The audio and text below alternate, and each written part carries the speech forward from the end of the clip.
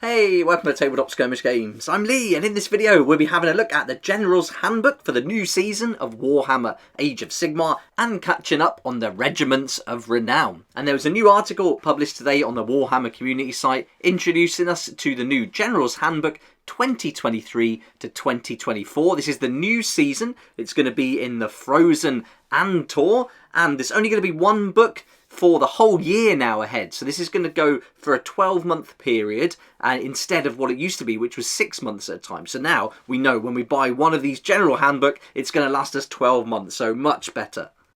It's going to be a few weeks yet until this General's Handbook is released, and so if you've signed up to my Age of Sigmar tournament for Sunday the 2nd of July 2023, then we'll be sticking with the existing General's Handbook 2022 to 2023 Season 2 edition. I'll let you know a bit more about the tournament at the end of this video, but let's get on going through this article then that came out today, and I've got to say I'm pretty excited about this. It sounds like it's going to be really fun with a real heavy focus on wizards and magic this time. This new season of Age of Sigmar will see our heroes emerging from the tunnels of Galley into the icy tundras of Andtor. It's been really cool to be exploring Gur and the narrative behind it, but I'm really looking forward to Andtor, and I love the way they've described it as an inhospitable wasteland with frozen landmasses cracking and reforming, revealing locuses of amber magic to harness, realm gates to seize, and resources to harvest too.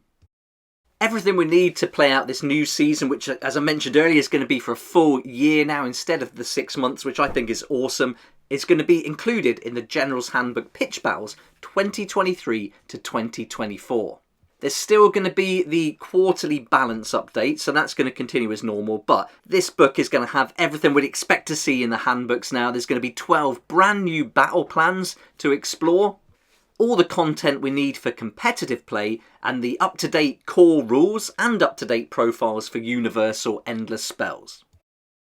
This new season will be concentrating on wizards, which is great news as I've recently painted up 3 brand new ones thanks to the Bald Orc, and if you'd like to have a look at that video, that's up on the channel already.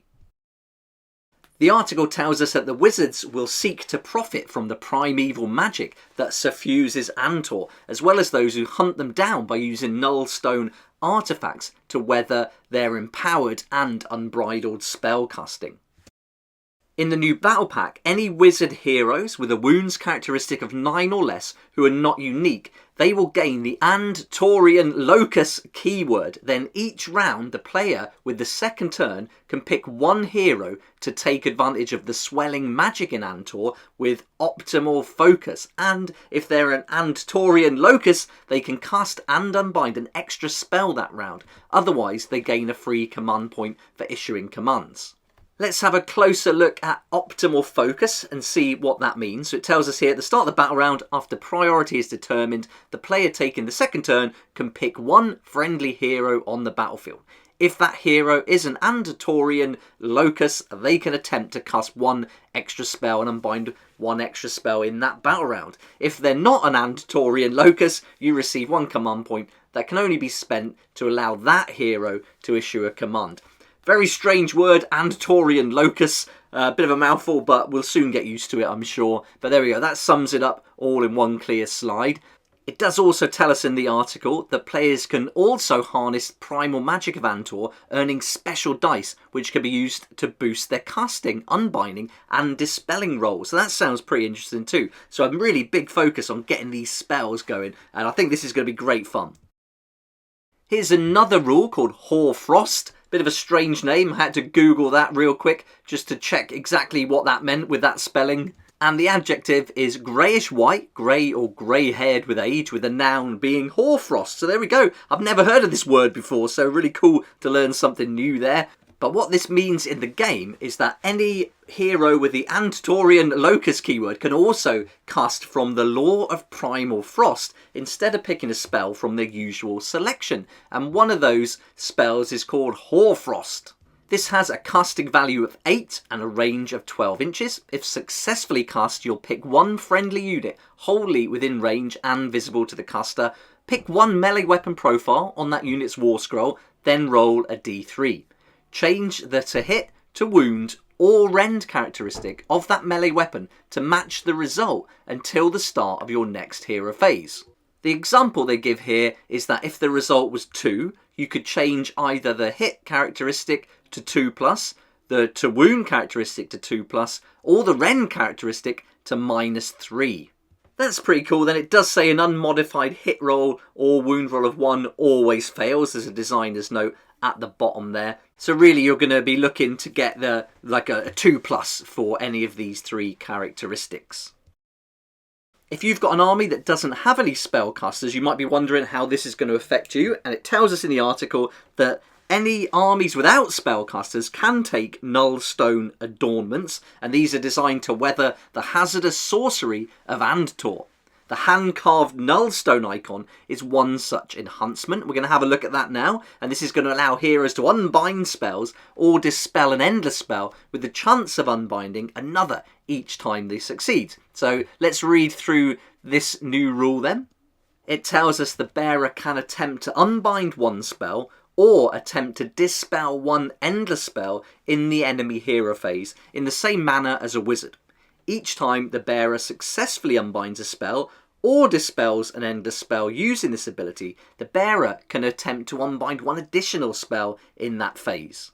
There we go then, so even if you haven't got an army with spellcasters, there's still an opportunity to get stuck in and at least dispel some endless spells or unbind some regular spells. That's covered the news for the General's Handbook Pitch Battles 2023 to 2024, and it says they'll be available to pre-order soon.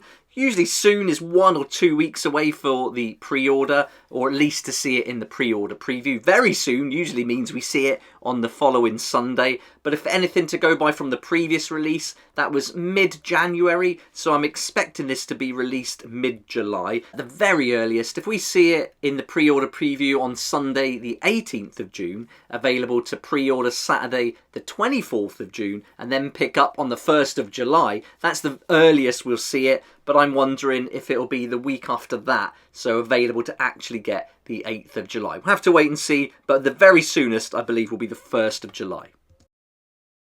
Just to confirm again, if you are coming to my TTSG Southwest Age of Sigmar tournament on the 2nd of July 2023, then we will be sticking with the existing General's Handbook 2022 to 23 Season 2, because our cut-off date is going to be the 18th of June for any FAQs, erratas, new handbooks, updates, that kind of thing. That's also the cut-off date for submitting your army list, so bear that in mind if you are coming along. Before we move on and look at the Regiments of Renown, I'd like to say a massive thank you to all our sponsors and supporters for making this tournament possible. There's some amazing prizes on the way. I can't wait to share them with you as the weeks go on and we build up to the event. We've got 20 days to go, and you can find out a bit more about one of the sponsors this evening, Baron of Dice. I'll be starting the introductions to the sponsors on Facebook and then in some videos on the YouTube channel as well. And if you like good quality dice, then check out Baron of Dice. They're fantastic. They're really awesome. And as you know, I've got a bit of a problem with Games Workshop at the moment. Their dice are awful. So if you want to get some really good dice with lots of options, designed well, crisp printing, and a great company as well, then definitely check out Baron of Dice. I'll put a link in the description to this video too, but there'll be a lot more coming about them on the channel, because I'm really happy to have found a proper dice company, so this is really exciting, and their objective markers are second to none. We're using those in all our tournaments going forward. Right, let's get on with these new Regiments of Renown then. We saw these first previewed in the Warhammer Fest 2023 with some fantastic new miniatures leading each box, but the rest of the models are existing ones that they've bundled together. This is going to be the first place we'll be able to get hold of these new heroes though. First up, we've got Fury's Flame Bearers led by Grimehold Exile Fury. It's a pretty serious name for this character, but he's going to be accompanied by 10 Volkite Berserkers, 5 Hearthguard Berserkers, and 5 Auric Hearthguard. So if you want to get some dwarfs on the scene into your army, then you'll be able to pick this box up soon as well. It does say the release schedule is going to be the same as the General's Handbook, so earliest should be the 1st of July, maybe a little bit longer. And then I imagine a little while after these releases, you'll be able to get the main characters like this one separately, so you can buy them on their own. But if you want to get them as early as possible, you'll have to get them bundled in with the other existing miniatures. Next, we've got Fulgoth's Shudderhood, and this is going to be introducing us to a fantastic model, the Harbinger of Decay. What a fantastic model. It's going to come with 5 Putrid Blight Kings and also a pair of Pusgoyle Blight Lords. So not a huge model count, but a very nice selection. But this main character is just fantastic. I think they've done an excellent job sculpting this. You've got a couple of options for the head, but it's that horse. Just so much coming from that. So much character. Really well done. Next up is Gerion's Delegation, and this is going to be led by another brand new model called Marrow Scroll Herald Gerion. He's going to come with 20 Crypt Ghouls, 3 Crypt Flayers and 3 Crypt Horrors, so a very nice selection of models there. Again, older models, nothing new except for this one, the Marrow Scroll Herald Gerion. They're really going to town on these names. Now here's my favourite box set. I think the Fulgoth Shudderhood gives us the best new character, maybe, but this is a close second. This is Braggett's Bottle Snatchers, and it's got a really great selection in here. You're going to get the new character for the Gloomspite Gits. He's called Braggett, and he's a rabble rouser. He's going to come with 10 Squig Hoppers, a Squig Herd, which is going to give you the 2 Squig Herders and 10 Squigs, and then you're going to get the 5 Gobapalooza, which are such good models. I don't have those yet. I almost wish I didn't have the other models too, or like loads of Squigs, because I would really like to get this for the new character and the Gobapalooza, but I don't think I can justify getting more Squig Hoppers and Squig Herds. But can you ever have too many Squigs? I'm not really sure, but this looks fantastic. There we go then, that's all the news from the article today. There's going to be more coming up. We've got Meta Watch, which is going to look at the General's Handbook and focus on Primal Magic for this new season, which I'm really looking forward to as well. And we're also going to find 4 command traits for Andtorian Locus, 2 new core battalions, 6 new grand strategies and 8 new battle tactics in that General's Handbook as well. So there's an awful lot to come and cover, and I can't wait to see it. It's going to be brilliant fun. But I hope you enjoyed this video, and thanks so much for watching. If you did like it, it'd be great if you hit the like button, subscribe for more videos like this one, and I'll sign off by leaving you with a bit more information about my upcoming Age of Sigmar tournament, and I look forward to seeing you here next time on Tabletop Skirmish Games. Are you a Warhammer fan in the southwest of England? The TTSG Age of Sigmar tournament is coming to Cornwall, and we want you to be a part of it. This is your chance to show off your strategy, skill and passion for the game. You'll receive a gift bag, fantastic prizes and trophies, tasty food available all day, and a tournament pack with all the information you need. Join us and compete against players from all over the region, meet new friends, share tactics and witness epic battles as you compete for the championship title. Don't miss out on this opportunity to be part of an awesome community and battle for ultimate glory. Register now and we can't wait to see you there.